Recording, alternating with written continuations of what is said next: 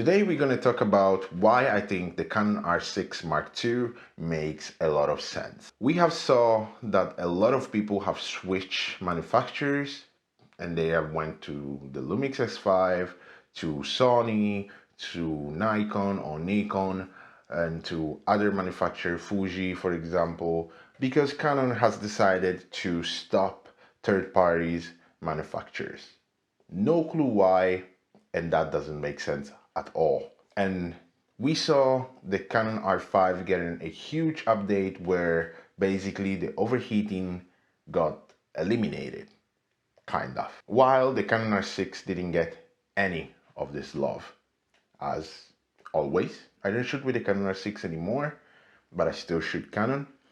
But I sold it because I was annoyed that the Canon R6 always came after the R5 because it was launched to be a middle range camera for semi-professionals, and then it became kind of a low-end camera for beginners with an expensive price.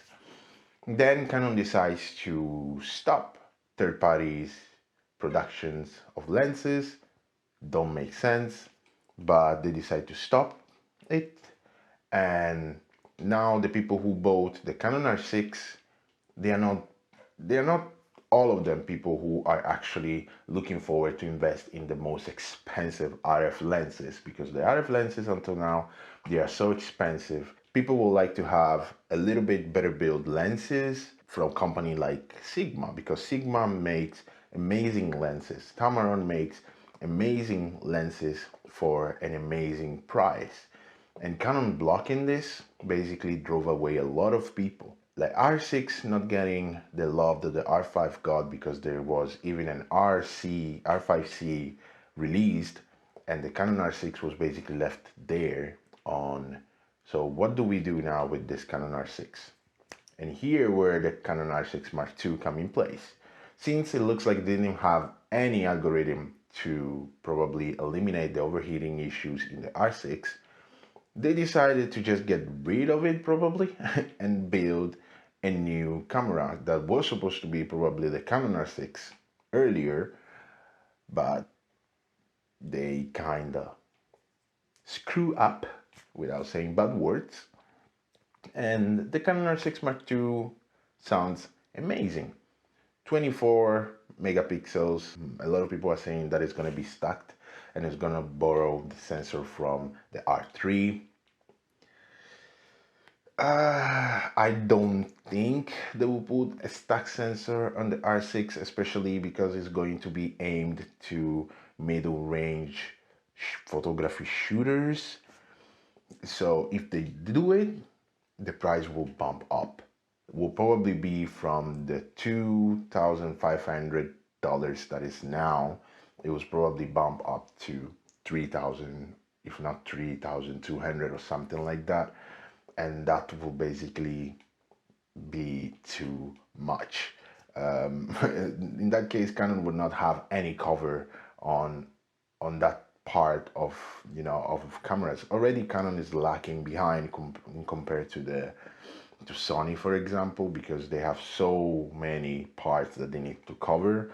Yes, they have released APS-C cameras, 2 of them, but they don't have lenses for them. They have 2 lenses and they are not great lenses. You can use full frame lenses, yes, but the only lens that will kind of really work well is the 16 RF 1.8, and then the rest is just crops in and you can't do much about it. Like, you can't vlog if you want to vlog. You can't really do this YouTube studio in a small studio like this if you don't have the 16. So Canon is having a little bit of issues there.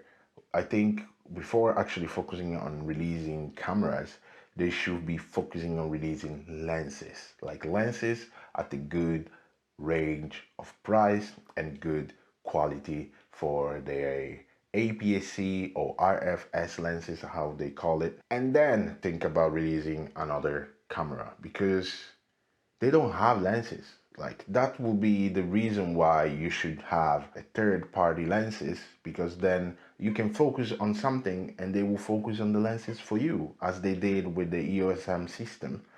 They basically released 5 lenses, I believe. Then they focused on something else, and the third parties basically took over and released lenses for them. And this is the reason why many people still shoot with the EOS M system. But Canon seem off. I don't understand what they are doing strategically, and I'm confused of what they are doing, and many people are confused. And if you are confused on it with a company that you were supposed to be trusting, then you don't trust the company, and then you rather go somewhere else where the company is it's more trustable and treats you better. Because let's say it all, even before you can receive all these lenses, the cheaper ones, they are still in back order in many places in Europe, for example, and you have to wait a lot before you can get it. The EOS R7 is back order. The R10 is in back order. Even the R6 and the R5, after 2 years, 3 years, it is still in back order. So it's becoming a little bit frustrating. But the the R6 Mark II makes sense because it will cover basically the issues that they had with the R6. Even though for me, they should think about releasing an R6C to compete against the FX30. You will not have a crop sensor, you will have a full frame sensor, but you could perfectly compete with it by putting just the Canon R6 in kind of a cinema small body, and there you go. You give people the option and they will decide what to do. So I hope Canon will start making better strategic, because they are really starting to screw up a little bit and they are starting to lose a lot of people in this moment. But hey, share with me your comment.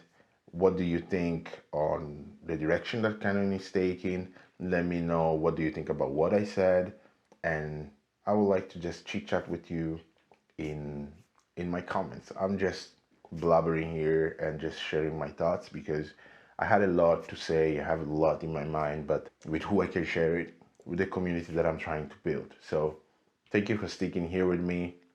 Stay blessed and keep taking care of yourself. See you in the next one.